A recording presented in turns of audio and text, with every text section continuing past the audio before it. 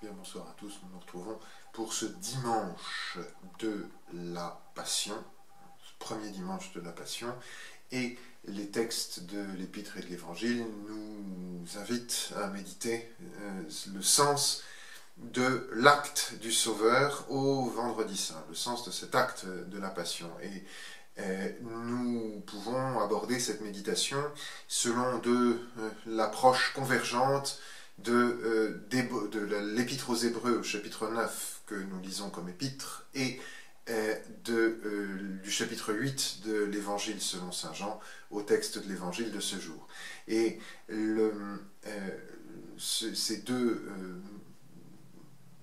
textes permettent de mettre en relation deux aspects de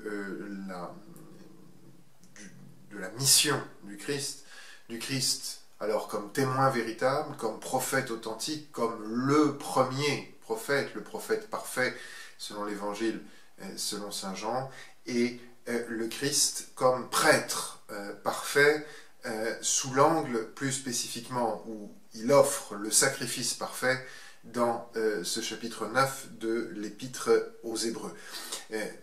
Premier point sur lequel il faut bien fixer notre attention, c'est que la question de cette mission du Christ, c'est la question du rapport entre Dieu et les hommes. C'est pour ça que, fondamentalement, le christianisme n'est pas d'abord une morale. Bien entendu, la relation avec Dieu implique un rapport vital à Dieu, et donc un comportement qui s'apprécie en fonction de ce bien qui est Dieu, et qu'on appelle une morale, si vous voulez. Mais fondamentalement, la question, elle est antérieure. La question, c'est qu'est-ce que nous sommes par rapport à Dieu? Et c'est ce lien à Dieu brisé que le Christ vient restaurer par la prédication, la manifestation de Dieu.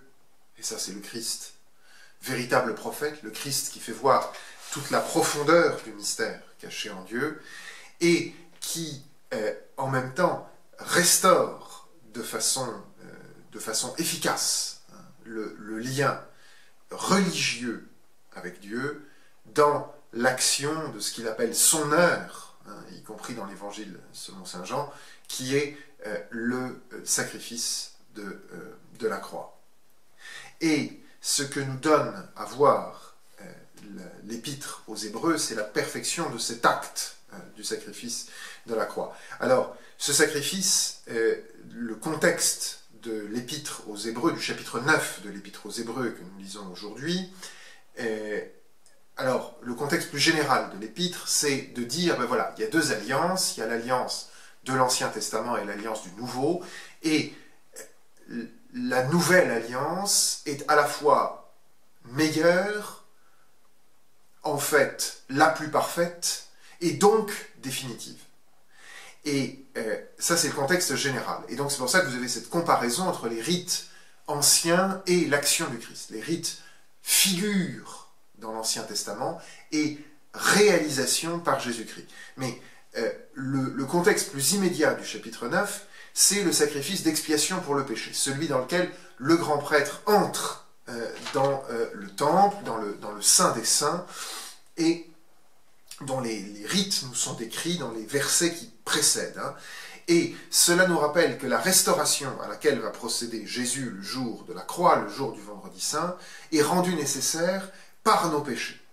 Et cette restauration, elle se fait par un sacrifice. C'est-à-dire que quelqu'un va offrir à Dieu, en hommage à Dieu, eh bien, toute sa personne. Et toute sa personne, alors évidemment, dans un sacrifice humain, la personne est représentée matériellement par l'objet du sacrifice. Et c'est l'intention intérieure qui anime ce sacrifice, qui fait l'offrande de la personne. Mais là, et c'est le deuxième point de la perfection de ce sacrifice du Christ, Jésus-Christ, qui est prêtre, qui s'offre lui-même, offre une victime qui est tout lui-même. C'est-à-dire que la victime, même matériellement prise, elle est la totalité de Jésus-Christ.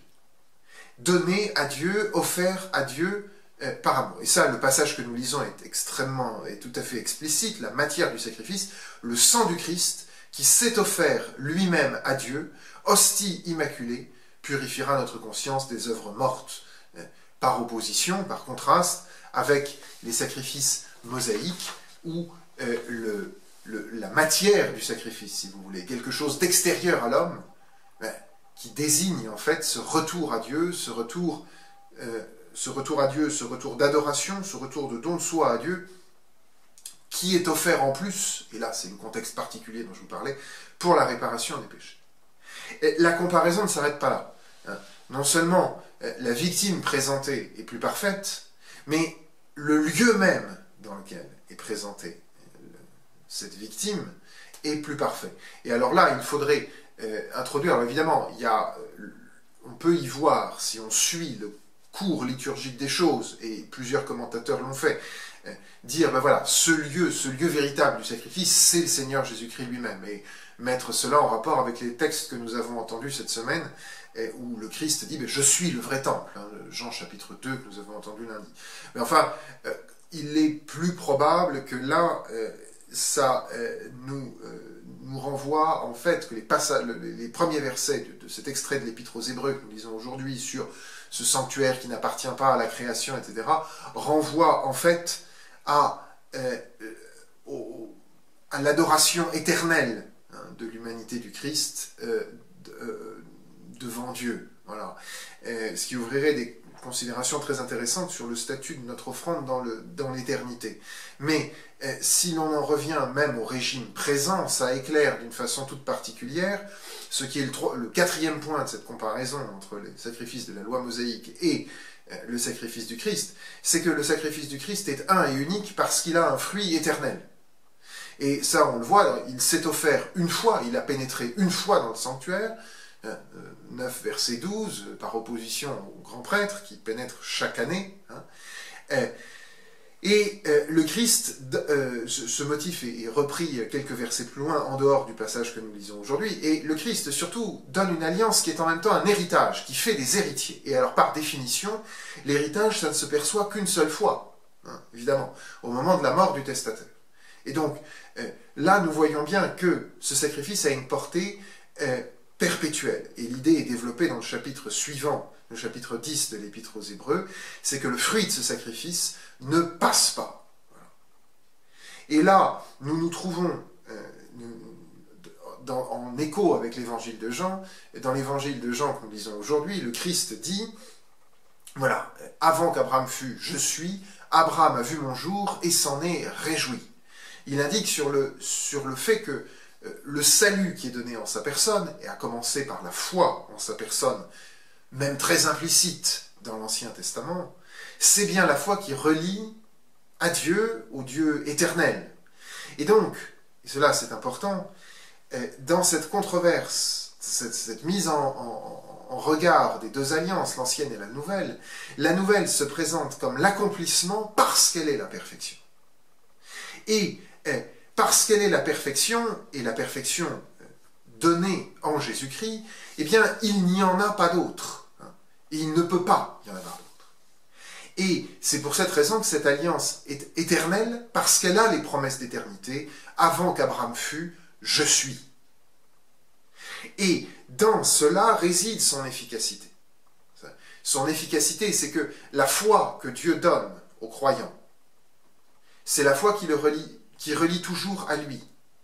Et de même, la vertu qui est communiquée par l'acte du sacrifice de la croix est une vertu qui s'étend d'âge en âge, une vertu qui se répand d'âge en âge.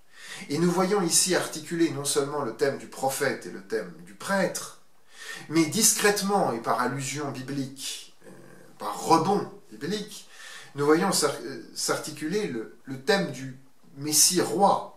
Car ce Messie roi, ce Messie davidique, il est aussi le véritable prêtre. Et c'est ce que dit par exemple le psaume 109, hein, tu es prêtre à jamais selon l'ordre de Melchisédek. Et donc, nous voyons ici s'articuler les thèmes de la prophétie et du sacerdoce, en même temps que de la royauté messianique, mais en même temps d'une façon qui montre bien que tout se noue à la croix. Et que donc le premier des trois, c'est bien le Christ adorateur, le Christ prêtre. Mais alors, cette première méditation de la croix en ce dimanche de la Passion nous amène à un dernier point, hein, qui est soulevé au verset 14 de ce chapitre 9 de l'Épître aux Hébreux que nous contemplons aujourd'hui. Pour que nous servions, pour que nous rendions un culte, disent d'autres traductions. Alors je passe sur le détail de la controverse des textes, mais là encore nous rejoignons l'Évangile selon saint Jean, car le but de la mission du Christ, c'est de faire des adorateurs en esprit et en vérité. Et comment fait-il cela? Par son sacrifice de la croix.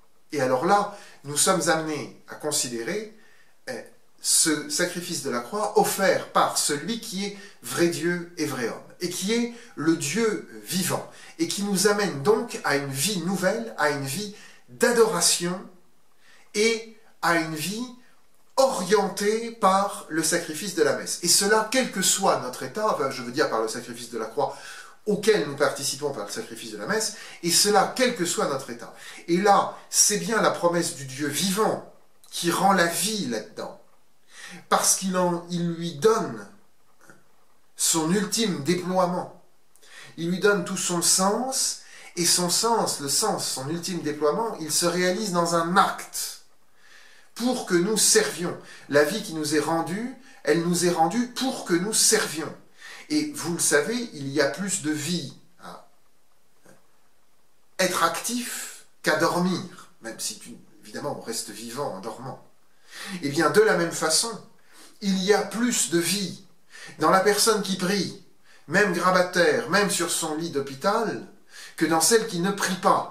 Il y a plus de vie dans le croyant qui s'associe au sacrifice de la croix à genoux à la messe le dimanche, que dans celui qui s'agite, qui s'agite pour faire son footing, par exemple, le dimanche matin à la même heure. Ce qui ouvre d'ailleurs des perspectives intéressantes sur ce que c'est que la participation active à la messe. Mais passons sur ce point-là, je voudrais en rester là pour aujourd'hui, c'est que cette action du Christ, elle est faite pour que nous servions.